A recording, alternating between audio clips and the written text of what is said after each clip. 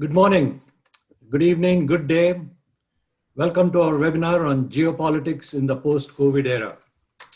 I'm Suresh Shenoy, an alumnus of IIT Bombay, and I am currently the president of the Wheels Global Foundation. And it is my distinct honor to act as the moderator for today's webinar, which is being held on a Saturday instead of the usual Friday slot. Wheels was founded in 2005-2006 to solve the big problems that are common to both in United States and in India, particularly those facing the underprivileged. And Wheels addresses solutions for problems in 6 verticals: water, healthcare, energy, education, rural livelihoods, and sustainability, which are actually aligned with the Sustainability Development Goals of the United Nations. Wheels also offers technology-enabled solutions for these areas and form partnerships with many other NGOs. Where solutions do not exist, we encourage research and development at the IITs and other similar institutions through sponsorships. We work collaboratively with partners like IEEE, CII, Pratham, Sevak, Akshay Patra, Habitat for Humanity, and many others. Lately, we embarked on an integrated approach for smart village development, where entrepreneurship is at the core of making these projects sustainable. Wheels is a volunteer organization and depends on the generosity of our many donors. And you can get more information on us at our website, www.wheelsglobal.org and wheelscharitable.org. This webinar is made possible by a generous grant from Smita and Ashok Siddhanti of Endina, an environmental health and safety consulting company based in Washington, DC. A quick disclaimer: all views expressed by the speakers in this webinar are their own and do not reflect nor endorsed by Wheels Global and charitable foundations or its board and its members. A few housekeeping messages. All attendees are on mute throughout the webinar, and you may ask questions to the speaker by entering it in the question and answer box. Or if you need any help, please raise your hand in the chat box and someone will help you. You may also send us questions by email to info@wheelsglobal.org. A recording of this event will also be available on our website and on YouTube and Facebook. Questions from the audience will be curated and channeled to the speakers by the chairman and myself, assisted by the many volunteers on our team. It is now my honor to introduce Anil Bhandari. Anil is an alumnus of IIT Kanpur. He's a very successful financial planner and wealth advisor and a philanthropist. As you can see from his bio on the screen, to me personally, I am really very happy to have him as a chairman of our advisory board and an active participant in Wheels. Over to you, Anil. Thank you, Suresh. Can everybody hear me? Because I cannot see, Yagi, I cannot see myself on the screen, by the way. First of all, I want to welcome Dr. Tharoor. Dr. Tharoor, again, thank you very much for taking the time to spend the time with us with Pan IIT and Wheels. Thank you, Anil. Yeah. Wheels has been hosting these webinars since May of this year, when COVID had us all working from home or in a complete lockdown. These webinars are meant to offer thought leadership and perspectives from prominent people who shape our lives, help to formulate policies, offer their vision for our activities and lives in this digitally driven world where images, news, and viruses appear to spread at the speed of thought. From previous webinars the Wheels has hosted, it has become evident that we are today a very connected and interdependent world where actions taken in any one country can impact not only their neighbors, and as COVID has proven, they can impact the whole world. Institutions like the United Nations were created at the end of the 2 world wars, when lives and economies were destroyed. Thus, this in turn spawned a lot of agencies like World Health Organization, UNESCO, and many others. Today, the world is highly networked with the technological advancements like Google, Apple, Zoom, and several others. What role does the United Nations play in such a dynamic world? How much should we rely on history to guide us? What sort of visionary leadership is required in such transient times when there's really no playbook? We are very fortunate today to have with us Dr. Shashi Tharoor, a key member of the Indian Parliament. And Mr. Tharoor has spent his early career holding a key position in the United Nations and has published several books. Lately, a new book called The New World Disorder and the Indian Imperative. This book is a must read. Not only is Dr. Tharoor a member of the parliament, but he's a prolific speaker and has been recognized as one of the leading politicians in the Indian political scene, who writes and tweets very regularly. And he loves tweeting, just like several other people that we know, but not in that same context. Anyway, Mr. Tharoor, Dr. Tharoor, I would like to have you give a brief background overview of your career, how you joined the United Nations, how you entered the politics and served as a minister in the Indian government, and where you've had a chance to shape the Indian policies. And Suresh and I will alternate to ask you questions as we also monitor those coming from the audience in the Q&A box. Over to you, Dr. Tharoor, and we look forward to that. Okay, well, I wasn't expecting to be speaking about myself very much, so I'll keep it brief. I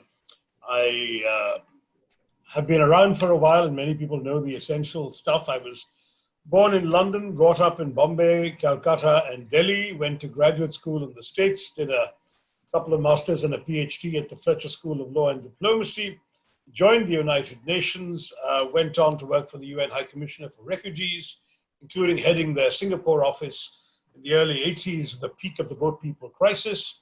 Moved on after 11 years at UNHCR to the peacekeeping team at UN headquarters in New York, where for my sins, I led the team on the former Yugoslavia during the civil war there.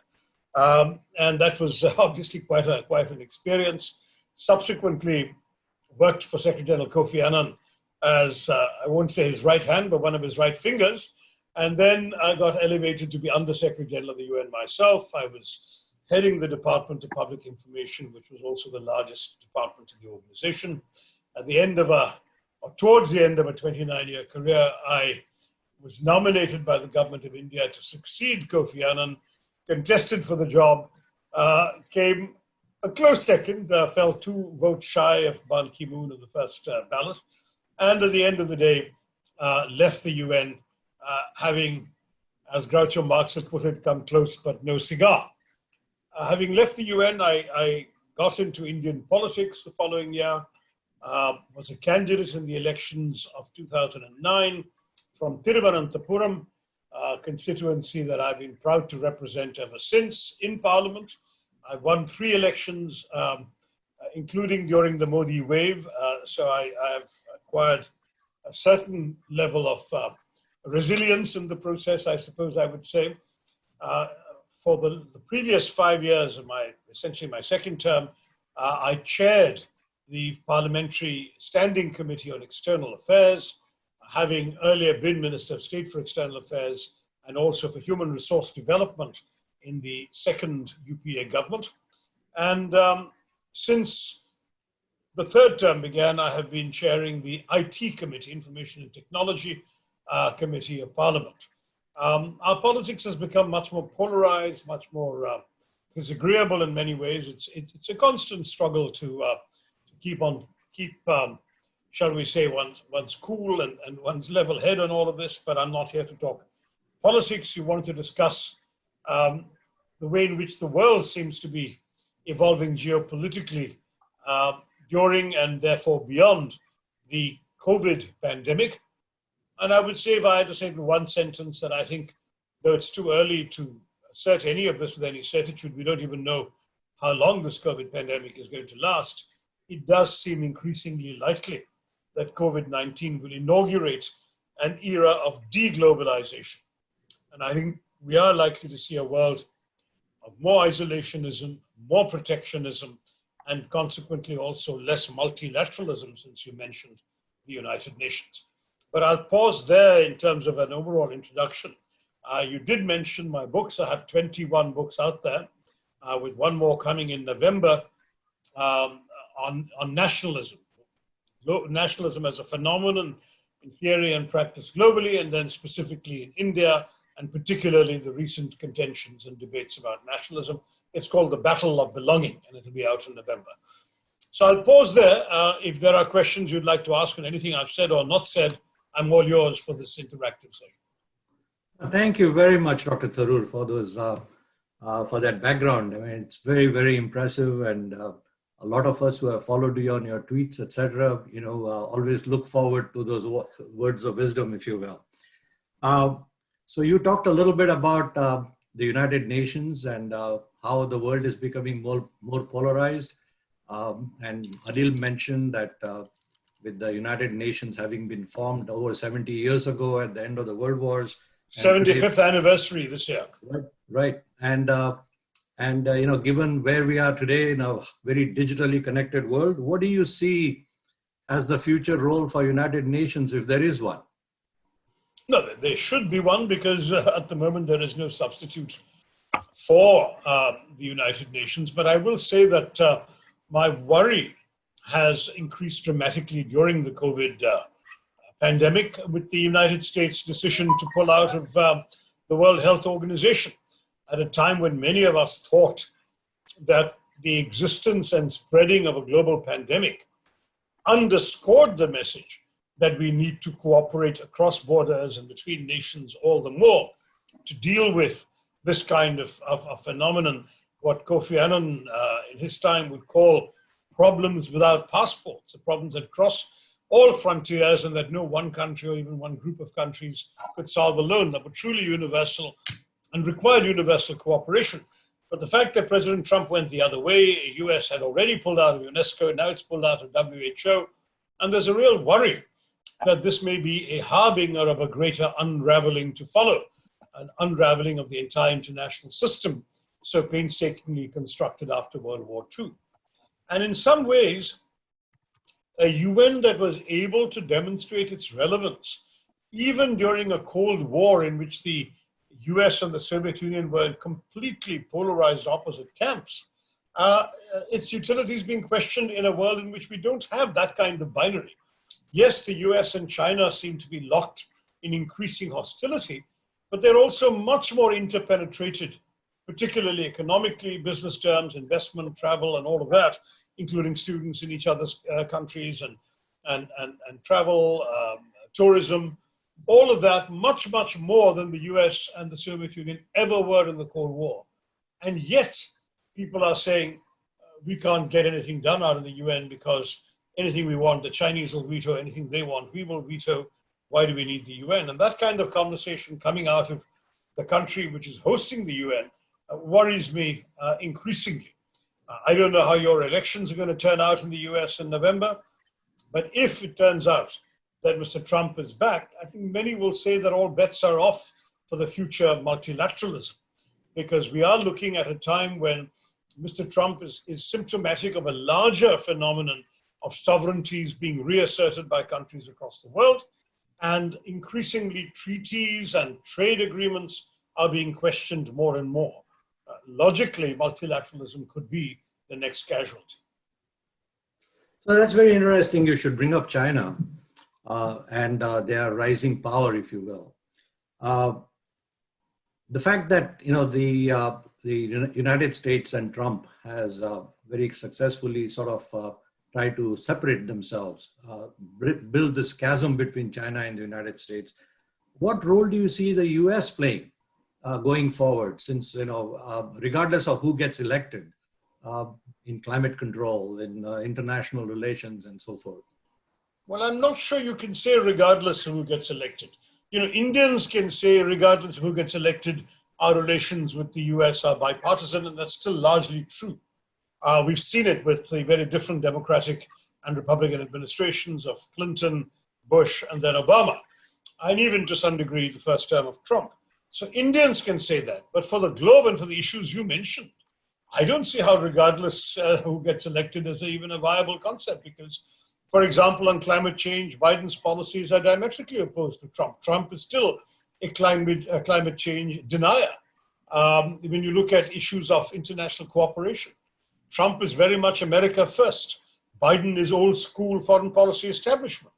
So I don't think that, I think the answer very much depends on what happens in the second week of November, or with all the confusion about paper ballots and mail-in ballots and the likelihood of one or the other contesting the outcome. Maybe they're not the second week of November, but some point in the following weeks, we'll have an American president, and then we can figure out what stance the US takes. But this is actually a very consequential election in the US for the world, because I don't think that the two of them have almost any overlapping behavior patterns when it comes to foreign policy issues. And so the global issues you were asking about, the answer will better be given after a victor is declared in the election. Because with Mr. Trump, as I said, all bets are off. With Mr. Biden, you may actually see a reversal to the Obama era of responsible world citizenship. But given the current situation where China is flexing its muscle along the northern borders of India, in South China Seas, in Taiwan and Hong Kong and other places, how does the United States come into the picture in that divisive kind of a scenario, and how does the United Nations play a role in that? Well, it's difficult for the United Nations to play a role vis-a-vis any permanent member. China and the US are both permanent members. They can veto any decisions that the UN Security Council presumes to take that they see as affecting their own national interests. So that is actually not much of a question, to be very blunt with you. What the UN can do is to some degree try and encourage peace around the edges. But we all know that in 2020, we have all been seeing a much stronger and more assertive China, a China that is keen on demonstrating its weight in the world amid talk of post-COVID decoupling. You may remember when China was first being blamed at the beginning of the year for having unleashed the pandemic on the world, they were initially on the defensive. There's a lot of international opprobrium for China having incubated the coronavirus, kept it secret, and so on. They initially tried to overcompensate by offering aid and assistance and medicines and even nurses and doctors to countries like Italy and Spain when those were infected. But it's quickly moved from shoring up its image to asserting itself through aggressive wolf warrior diplomacy, as it's called, and military moves. So if you look around the world today, China has tightened its grip over Hong Kong, effectively ending the former colony's semi-autonomous status. It's increased tensions in its neighborhood by increasing maritime patrols near the Japanese Senkaku Islands in the East China Sea. It sent vessels off the coast of Indonesia, Malaysia, Vietnam. It's redoubled its extensive claims in the South China Sea with its so-called 9-dash line, a preposterous line. It's conducted aerial reconnaissance near Taiwan to intimidate Taiwan. It's unleashed trade sanctions and economic pressure on Australia, imposing 80% tariffs on Australian barley, conducted cyber attacks against the Australian government and business servers, and even sentenced an Australian man to death. It's, of course, deployed military force and consolidated its position in the border dispute with Bhutan. It's cracked down on the Muslim Uyghur minority in the western province of Xinjiang. And it's had a huge spat with the UK, which was supposed to have a golden era of relations with the UK. That's over now with the clashes over Hong Kong. And of course, as you rightly said, they have actually taken territory on the line of actual control with India. So you're looking at a very brazen, very boldly assertive China today. And I think very clearly, a number of countries are going to have to push back. The US has made it very clear. They believe that they are seeing the need to contain China. The containment policy is one that they have been essentially advocating. India has so far been quite hesitant to buy into that for various reasons, including the fact that we share a direct border with China. And if China decides to turn tough on us, the Americans won't be around to face the boots and the bullets. We will. So there's been a certain willingness to say, yes, we find a lot of common cause with America on things like the Indo-Pacific concept and so on, but we're not likely to join formally a containment strategy. Now that resolve is certainly being reduced by what you're seeing with the Chinese belligerents, because the constituency in New Delhi for resisting China and for actually making more common cause with the US, that constituency is growing. And you may have noticed that the so-called Quad, which brings together the quadrilateral partnership of the US, Japan, Australia, and India, has been gaining in strength. They've been signing mutual logistics support agreements with each other. They seem to be exchanging more information with each other, and all four of them are likely to participate in India's annual Malabar naval exercise, which last year and the year before the Americans and the Japanese were part of, but this year they're inviting Australia as well. And I think the Quad looks like it's taking on more of a personality. So if you're looking at geopolitics from the perspective of how to deal with a China that is asserting its muscles, I think the debate in India is not over, but the tilt in that debate is more and more towards greater cooperation with those countries that have profound misgivings about China. Terrific. You brought up India. So let's talk a little bit about India. India is seen as an alternative to, as the backroom operations and manufacturing for the rest of the world, given its demographics. And the trade relations that are there today between India and the United States, India and China, how do you see all those things shaping in view of what's going on in the recent past? But there, Suresh, I'll take you back to my initial remark about deglobalization. The fact is that we're seeing a lot of indications everywhere. India is not exempt from this, of the pandemic, seemingly confirming for many that in times of crisis, people have to rely on their governments to shield them, that global supply chains are vulnerable to disruption and are therefore unsustainable, that dependence on foreign countries for essential goods, such as pharmaceuticals, or even the ingredients that go into making them, could be fatal. We all saw how nations tried aggressively to acquire medicines and supplies for their own people at the expense of each other. There's therefore been a rush to reset global supply chains and raise trade barriers. More and more demand for protectionism and self-reliance, even in India, Mr. Modi talking about Atmanirbharta, for bringing manufacturing and production value chains back home, or at least closer to home. All of this is mounting. So I would say the global flow of capital investments capital and investments is under question. Multi-border pipelines and energy grids may become less and less feasible. International travel across free and open borders has already been massively interrupted. Right. So the future of all this seems very vulnerable in the post-COVID era. And if you look at the world economy, which had thrived since globalization began in 1980, which explains the Indian rise you mentioned, that rested on an open system of free trade, which had already been shaken by the financial crash of 2008-9. Then under Mr. Trump, the American trade war with China came in. And now with the coronavirus, exports are falling everywhere.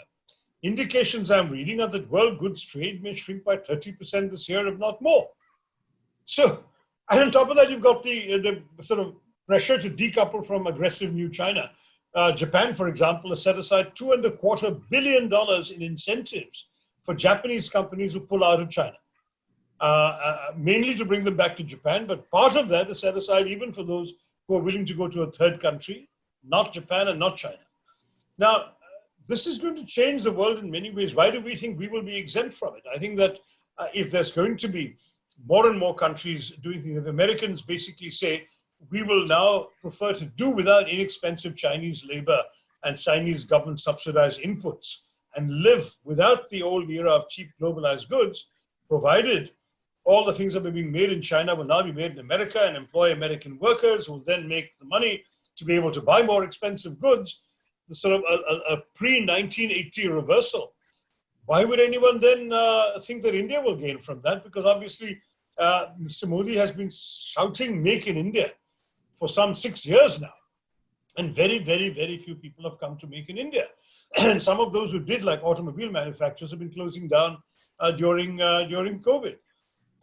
So I'm sorry to say, I don't mean to sound a totally pessimistic note. As an Indian, I really want to believe in the future of my country. But we've seen Mr. Modi's colossal economic failures in the last 6 years. We have before the COVID pandemic, we had the highest unemployment rates recorded in the last 45 years. With COVID, it's the highest unemployment rates of all time that have ever been recorded in India.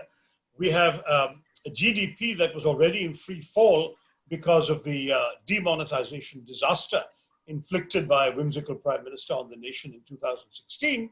Now we have the COVID pandemic setback of the lockdown, where, as you all know, because it's been widely publicized, 23.9% of GDP disappeared in the course of the first quarter. So we are looking at a very, very bad time for India at the moment. And I'm sorry to say, I don't see any evidence that the government has any impressive ideas to lift India out of this morass. We in the opposition have been demanding a fiscal stimulus since April. Ironically, countries less committed to welfare, like Britain under a conservative government, have done a better job of giving a fiscal stimulus to businesses, protecting the wages of employees so they will not be fired by companies, all of that, than India has been able to do. So I cannot suggest that we are ready and poised to sort of move in where China vacates space for America or anybody else. Nor do I fear that Mr. Trump's America wants to take things out of China and put them in India. I think they largely will take them out of China and put them back in America, or at least in the NAFTA countries. So this is where I think we are facing a period of grave uncertainty. But I'm not at all confident that the premise behind your question is going to work out. Well, you're probably too close to the trees, and whereas we, having lived away from India now for over 40 years, see the forest, and what we see is, significant progress. So without getting into local politics, let's get back to the United Nations, if you will. India has been wanting to get into the Security Council for some time, and that hasn't happened. And it has always not happened because of Chinese objections. What are your thoughts on that? And, why is that the situation? And is that, considering that India is now has surpassed China in its population, do you think that India should be part of the Security Council? And, why isn't that happening? No, absolutely. I think that India's claims are absolutely, shall we say, unchallengeable when it comes to being the largest democracy in the world, soon to be the largest population in the world, as well as being a country which in very many ways has, as you all know, contributed to the United Nations activities. If you look at peacekeeping, India has been a world leader in providing troops and observers for peacekeeping operations. Even the UN's Democracy Fund, India was for some time the joint largest single donor, is now, I believe, the second or third largest donor. We've continued to support the UN's activities in a number of areas. And of course, as a voice for decolonization, a voice against apartheid, a voice on many of the key issues that the United Nations has advocated over the years, we are, shall we say, a member in exceptionally good standing of the organization. The problem is not with India's credentials or any other country's credentials. The problem, it seems to me, is with the fact that in any Security Council reform, India cannot gain alone. Other countries, there will have to be a comprehensive reform of the Security Council. And the Security Council can only be reformed by amending the UN Charter, which itself takes, as you probably realize, a huge effort. It requires, first of all, a resolution of the General Assembly to be supported by 2/3 of the member states. You've got to get 128 countries on board any formula for reform. And then it's got to be ratified, and ratification is a parliamentary procedure in most countries, by 2/3 of the member states, including all 5 permanent members. So you not only need a formula that is acceptable to 2/3 of the world, it has to be acceptable to the very countries whose powers you would dilute by adding new members. And on top of that, within those countries, there's got to be enough consensus that, for example, some rogue US senator doesn't just block the ratification of that agreement. Or that the Chinese who don't want it to happen say, well, I'm sorry, our People's Congress is not going along, so we can't ratify, whatever. So in these circumstances, the bar is so high. And as a result, we are in a position where no one anymore seriously believes that Security Council reform is imminent. I was at the United Nations when Dr. Boutros Ghali, the Secretary General, of the time, declared in 1992 that in time for the 50th anniversary of the UN in 1995, he wanted to see Security Council reform. Well, the 50th anniversary has gone by, the 60th has gone by, the 70th has gone by. On October 24th, the UN hits its 75th birthday. I don't think that anyone is expecting that even by 80, we will be any closer. So permanent membership of the Security Council may not happen. My bigger worry, though, is for the UN, which is that the more that countries as consequential as India are kept out of the mix, then the greater the risk of delegitimizing the decisions of a body like the Security Council if it's seen as less representative. In other words, when the UN imposes sanctions from the Security Council, every country is supposed to follow, right? But imagine a really major, if India is the third largest economy in the world after the US and China, one of the biggest militaries, hugely influential, population, much more prosperous, educated, etc., all the things that we want to see happening for India. If all that happens, and India is still not a permanent member, but the UN Security Council, led by other countries, imposes sanctions on our neighborhood, on some country in our neighborhood, in a way that affects our direct interests or our direct trade or even our oil and gas supplies, as we're seeing with Iran today. Do you think that India will feel obliged to honor this? They'll say, why should we listen to these, by now irrelevant Britain and France or Russia or whatever telling us what we can and cannot do? We'll ignore it. If that happens 2 or 3 times with 2 or 3 countries, that's the end of the UN as an effective body. So my argument for the UN, whenever countries like Spain and Canada and so on say they're objecting to Security Council reform, because I think it's bad enough that there are 5 permanent members, why should there be a few more? My answer is, if you don't make the body more representative, and you therefore find it becoming less legitimate, and then the body itself loses credibility and is abandoned by the big powers, where does that leave all of you middle-sized countries? Your security and your leverage comes from your influential role in a universal body. But because you have prevented it being reformed, you will end up paying the price of losing this forum. That's my argument, because very frankly, there is a ready-made alternative in the G20, where no one is elected, has no charter, no rules for amendment. They are a self-appointed body. If they decide that they are going to really substitute themselves as not just the macroeconomic body that the G20 is, but also as the principal forum for running the world, for example, I'm not saying it's going to happen. If they decide to do that, then I'm afraid that will be, good night and sunset time for the United Nations. As a lifer, as a 29-year-old servant of the UN, I don't want to see that happen. I really would like the UN to become recognized as the world body because of its universality. And that's the spirit in which I'd like to see it work. But for that, it needs to be reformed, and it's done well enough in its first 60-odd years to be worth reforming. That's my message. Thank you. Anil, you wanted to ask a question? Yes, I do. Dr. Tharoor, you brought up a very interesting note on the United Nations.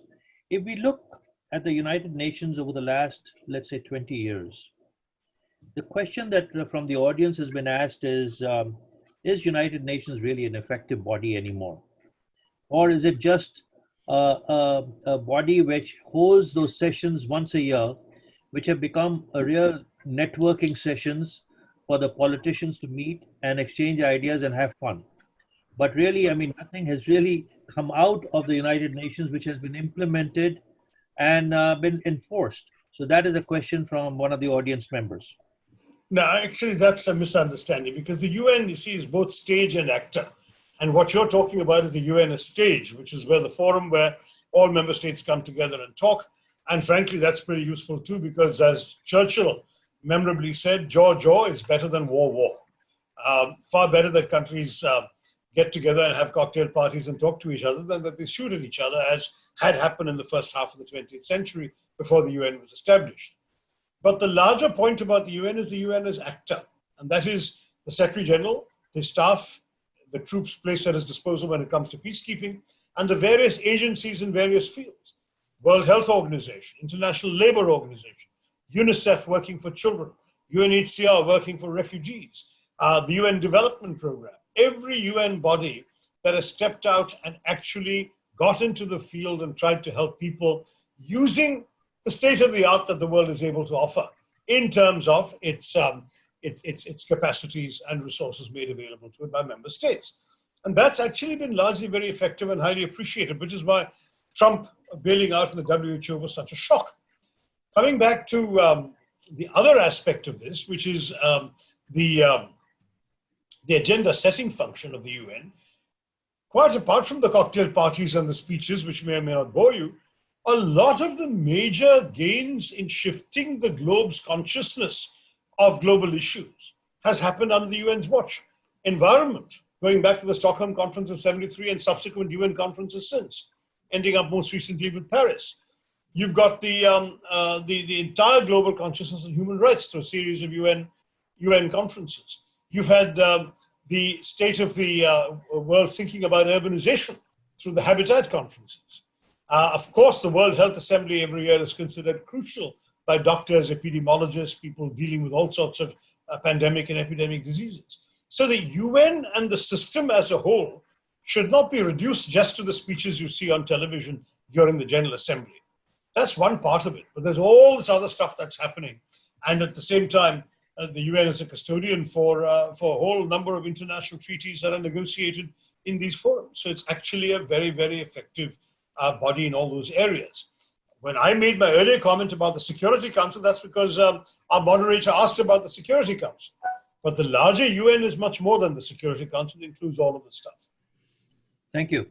Another question I have for you is, Wheels was developed by the Pan IIT alumni to fund 6 verticals: water, care, livelihoods, sustainability, energy, and education. And we've been basically doing as a technology enabler, providing assistance to a lot of NGOs, and also in some cases doing with boots on the ground in the like Project Water.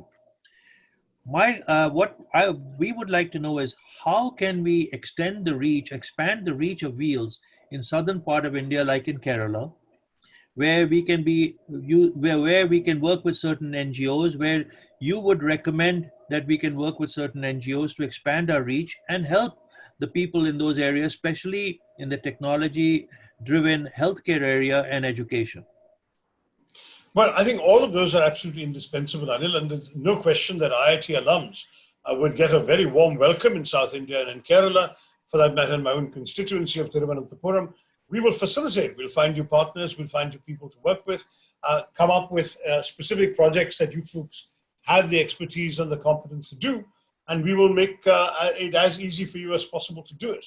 You know, I've ever since I came back to India, from my many long years as an NRI, alongside you and others, I have been trying to open up the space for the kind of work that's being done by very good NGOs that have come up of Indian expatriates.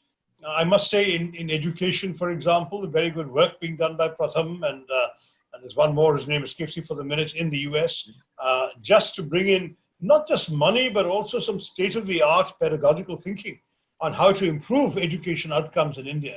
I've warmly welcomed that. And similarly, the kind of technological advances that IITians are capable of bringing to India, I think we would leap at it. So let's, outside this seminar, let's connect offline and see how we can actually get a proposal from you that I can take back to either the state government or at least to an NGO that we can work with in my constituency to start with.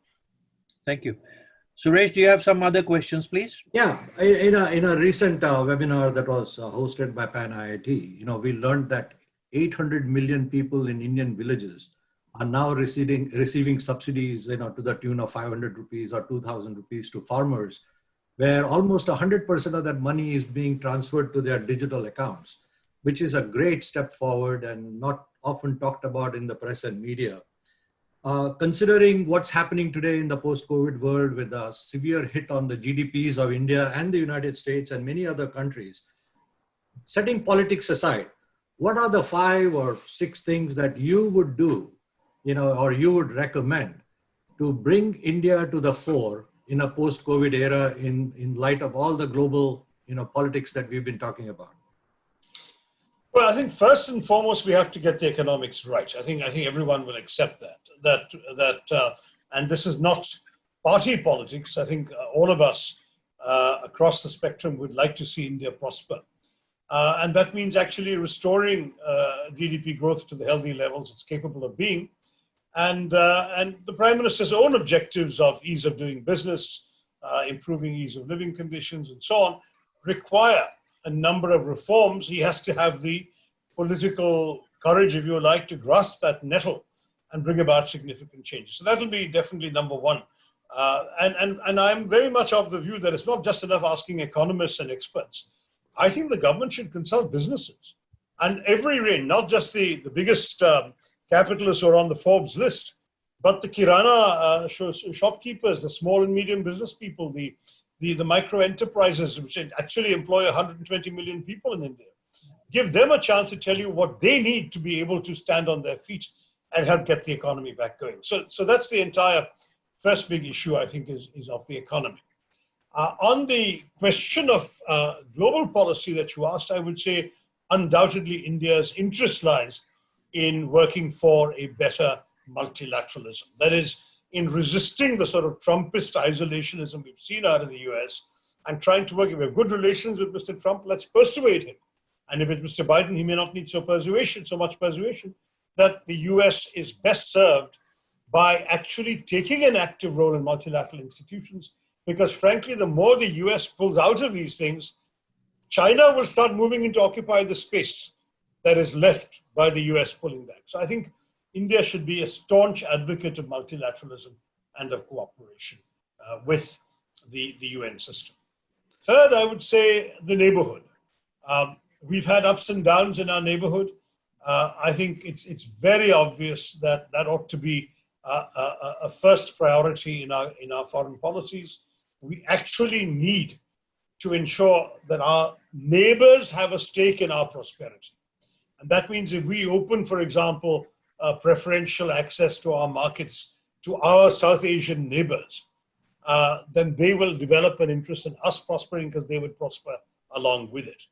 It also requires an asymmetrical policy of being prepared to give more than we take. That's been a besetting challenge for us. We are so much bigger than all our neighbors that if you sat around the SAARC table with all the countries of South Asia, India alone accounts for 70% of the population of SAARC and 80% of the GDP. So inevitably, you can't take a breath or move an elbow without knocking over somebody because you're so much bigger. That gives you an additional responsibility to be accommodative and interested in their wishes. And let's face it, it's also in our self-interest, because right now we have challenges and even some hostility amongst some of our neighbors. And ultimately, this will scare away investment in our economy. Imagine if there actually became a shooting war with China or with Pakistan. Investors don't like war zones. They would flee. And that will set back our economic development challenges as well. Fourth, everyone talks about this. So even though some of your commenters on the chat box will object, let me say quite clearly, social cohesion is extremely important. It has been undermined because of the toxic domestic politics of the last few years. And that needs to be repaired, because in a society as diverse, as multi-religious, multi-ethnic, multilinguistic as India, we cannot impose a monolithic view. We need to go back to the core idea enshrined in the Constitution that celebrates our diversity and that celebrates our oneness through that diversity. That was the India that I wrote about and spoke about with pride for a very long time, and that India is currently very much under siege. I won't say more, since some of your attendees don't want me to quote unquote bring politics into it, but unfortunately this is not just politics, this is the current social reality in our country. And finally, the fifth thing, since you asked for five, I'm going to be a little out of sync with the popular mood and say I think we should revisit our resistance to joining regional trade agreements and regional economic partnerships. We decided not to join the so-called RCEP, the Regional Comprehensive Economic Partnership, with a number of Asian countries because it included China, and we were afraid that if we got into a free trade arrangement that embraced China, we would be swamped, as we have been, I might add, in the normal course by Chinese goods. I think that we therefore took a decision based on our fears more than on our hopes and aspirations. And I think that we, to some degree, sold short those of our own businesses that could have thrived in these countries through RCEP. And we also undermined the gains we could have got by some of the partners. I mean, take one example. We said we are scared that our dairy will be swamped by New Zealand milk. But we completely failed to think, number one, it will be a very tiny minority of Indians who can afford New Zealand milk. Our dudwaras will be quite safe. They may stop watering as much of our milk as they do right now because of the availability of better options. But equally, New Zealand's cheese technology, for example, could have come into India and we are the largest milk producers in the world, but we are amongst the smallest cheese producers. And I don't mean paneer, I mean internationally consumed branded cheeses. We could do that if we had the right technology here. So this is one example. My point is simply that we need to now be much more open. Now you will notice, or Anil will notice, because it was earlier question, that I took your question literally and only answered about the global picture and the international picture.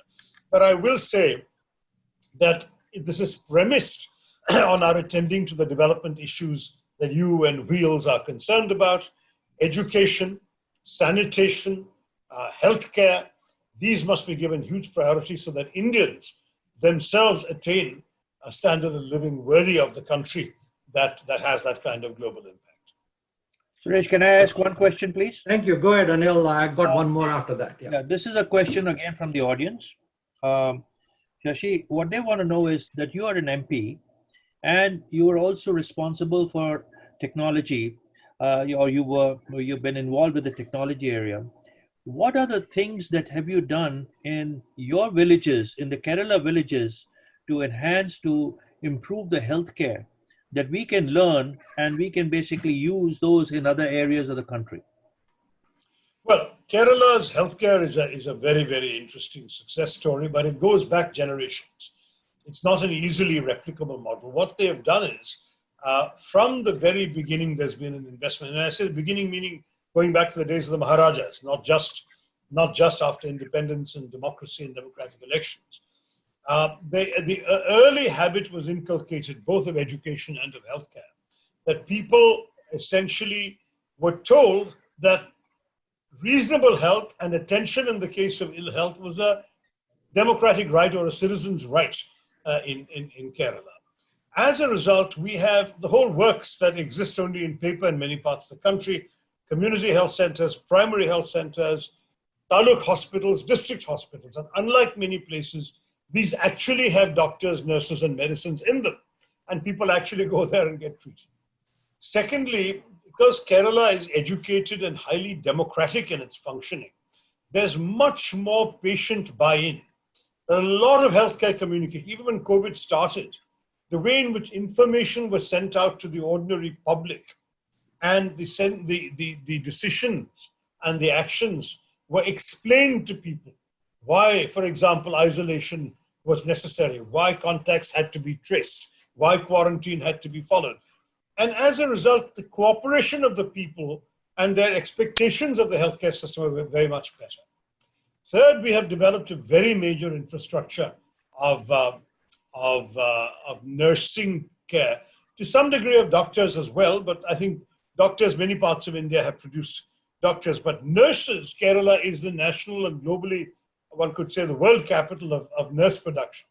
For some reason, we have really developed a tradition of Kerala nurses who are not only extremely good and well-trained and competent and compassionate, but who are far more than Kerala needs or can absorb, and therefore they're all over the place, including, of course, in the US and elsewhere, performing their services.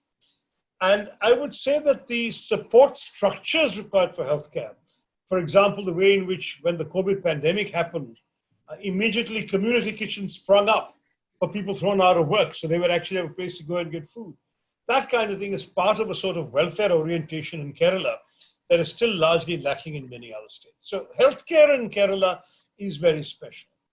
Where we are lacking, I would say, is in adequate land to build enough hospitals and facilities. for a population as aware and as demanding of healthcare as Kerala's is. But maybe we can do something about that through wheels. Who knows?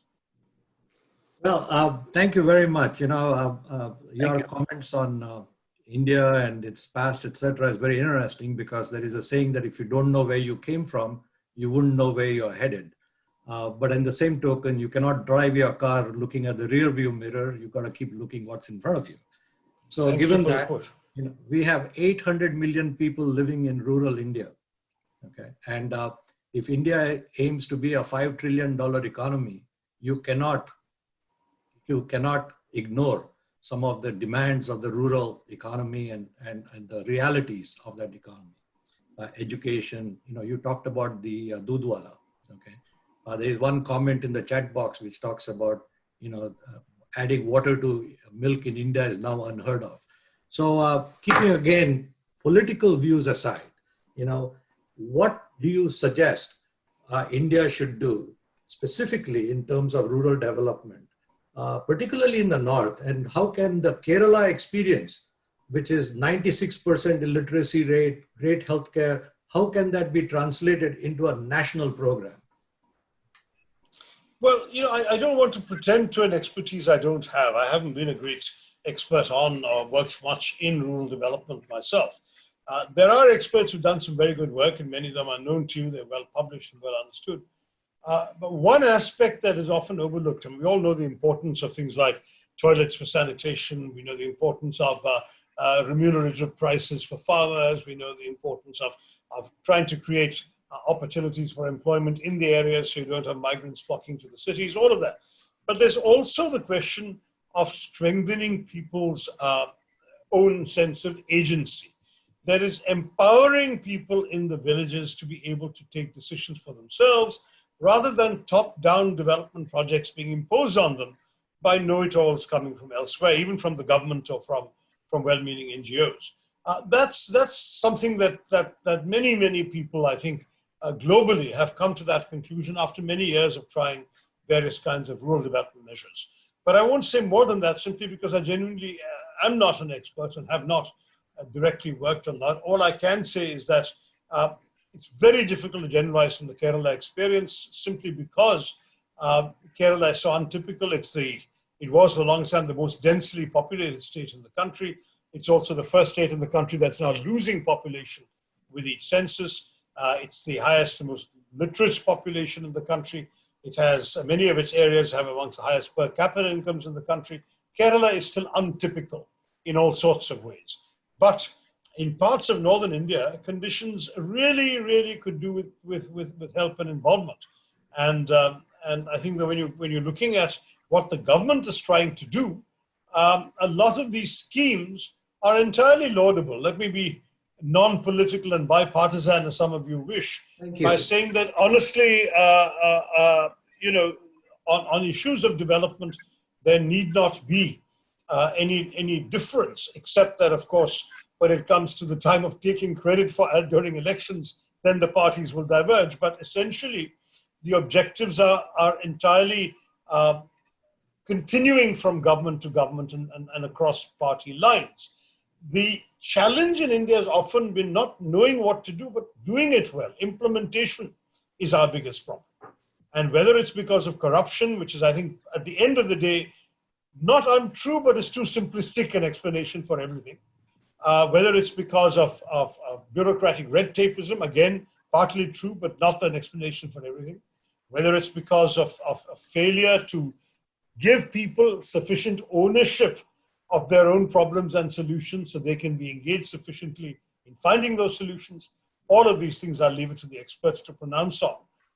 But in my view, this is an area where we can never cease giving it the highest possible priority. So you don't realize how fast time flies when you're having fun. So I know that we have a few minutes left. Anil, did you want to ask a question, please? I think in summary, I would like to basically ask you, Shashi, is what are your experiences in Kerala that we can transfer to the wheels and we can use it elsewhere? You've already mentioned that we can work with your organization to develop the wheels in the south, in Kerala. Yeah, sure. What are the experiences that we can use to expand our reach, Wheels' reach in the rest of the country? Well, I think the key areas that Kerala focused on to give it now the highest and best social development indicators in the country are health, education, and empowerment. So, health and education, I think you would need to work with us, but I think ideally you need to work with the existing state administrations in each state that you're operating in, because ultimately they're the ones with the authority as well as the budgets to do something about both health and education. Private sector can do it too. In fact, Kerala is the only state in India where there are more private educational institutions than public ones. But nonetheless, I would say that you would be well off coming into partnership along with, say, a Kerala NGO or Kerala experts, but then working with the state government would be the right way to go on those things. When it comes to empowerment, though, that is ultimately more a question of teaching methods and techniques that don't seem always to come naturally in those parts of our country where a more hierarchical, more patriarchal, more directive approach of governance is still practiced. We outgrew that in Kerala a long time ago, but I've been to northern India alongside political friends of mine and seen with astonishment that they still conduct themselves in a sort of semi-feudal manner rather than, as we do in Kerala, as the servants of the people who elected us. So my thinking is that we will need to do all of that together. But as I mentioned too, when we first talked about this, and I'll come back with a proposal for the kinds of things you've done elsewhere that you'd like to do more of, we can take it forward in Kerala, and we can then have a reverse effect of taking the collective joint effort to a North Indian location as well. So there's a lot we can do together. One quick question, and then Suresh, I'll hand it over to you. Shashi, what is your opinion that we are, India and China are on the brink of some skirmish, and we want to keep politics out of this, but where do you think it leads us? Well, skirmish will do us no good whatsoever. I can tell you that what I've understood is that Foreign Minister Jaishankar had a meeting with his counterpart Wang Yi in Moscow, and that the two sides have agreed to talk and to disengage. I know we've heard this before. So far, the problem has been the Chinese claim that their disengagement is done and ours is not. And we say, but you haven't disengaged at all. You're in possession of territory. You were not in possession of it in March and April. So if you go back to where you were in March, we'll talk. That kind of situation still remains, therefore, potentially problematic. And I think we're going to be in for a fairly tense couple of months because normally the perception is if ever there's going to be fighting on the Himalayas, it'll have to be by mid-November, late November. It gets too snowy and icy for any meaningful conflict. So the feeling is that if there is going to be conflict, it'll be in the next two months and a bit. And therefore, there is some continuing tension. But the Moscow signals suggest that we may be seeing the beginning of a real thaw. Now, if we don't and we actually have a conflict, a number of things will happen. Number one, obviously, India's economic recovery will be further delayed and, in fact, may suffer a very crippling setback. Secondly, investors will start running away from us because we are at war. Thirdly, our trade with China, which is close to $100 billion this year, will go kaput. Investments from China, which are current and planned at $26 billion, will also go kaput. And the setbacks, I think, will have a resonance in everything else, including perhaps our need for assistance and involvement in other countries' agendas, which we have so far tried to keep a safe distance from. So to cut a long story short, I would say that we have every interest in avoiding a war, but only if we can do so with honor. In other words, we have seen for some time now, and we saw it as recently as in Doklam in 2017, that the Chinese have a habit of making little inroads or ingresses into territory that is disputed, where usually both sides have been patrolling. They then, instead of just coming and going as they've done before and we've done before, they pitch tents or create an enduring presence. And then they say, okay, let's disengage, let's talk. No real disengagement takes place. A new reality, a new normal is established in that location. And in this sort of creeping advance by China over a period of years, you risk seeing a situation where when the eventual border settlement comes, which China says should be left to future generations, it will reflect a totally different reality from today. So India's got to call that bluff. We can't afford to be humiliated like this. And therefore, if India says, we will talk only if you go back to where you were in March, and if China does not go back in March, then some sort of military activity is likely to happen. One may have already happened in the last weekend in August, when some Indian troops seem to have taken some heights where normally we have not positioned soldiers before. And I think the intention seems to be that since the Chinese have taken territory they have not disengaged from, we need to take territory we can disengage from, so there is a fair swap in a negotiation.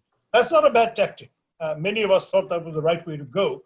But to do that, we will have to now sit with the Chinese across the table and get both sides to agree that both sides will disengage from these positions.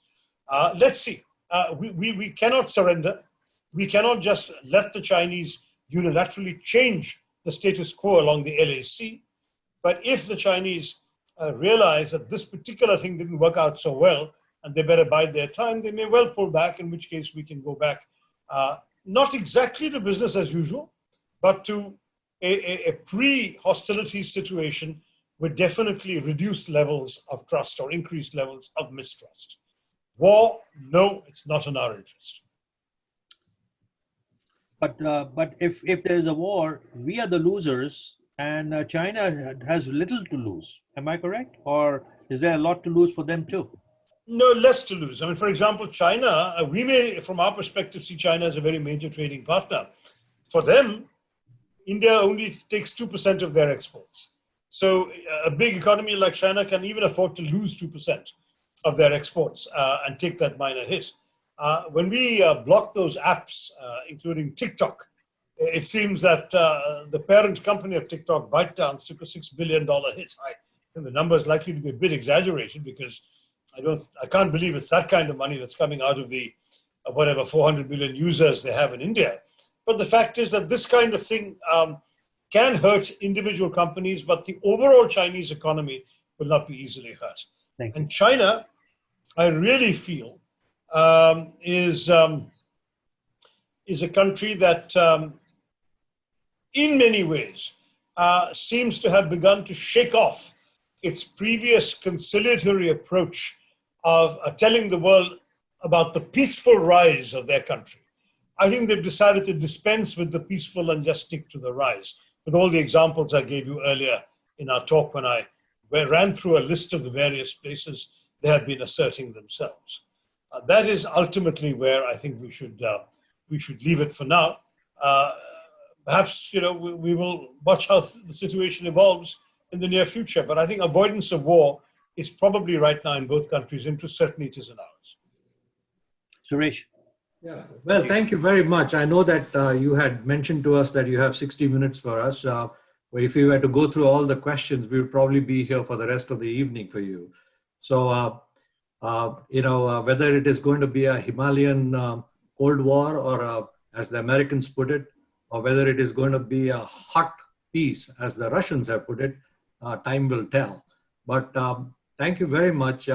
I would like to now invite both Anil and you to make some concluding remarks, and then I will then call this meeting to an end by reading out some of the key takeaways that our illustrious team has been putting together. So, Anil, do you want to go first? And may I excuse myself? I've had a long day. It's past 9:30 here, so I thank you all. Why don't you give us your concluding remarks before you leave? Yeah. We've done that. I mean, I enjoyed being with you all, and I've addressed various IIT platforms over the years.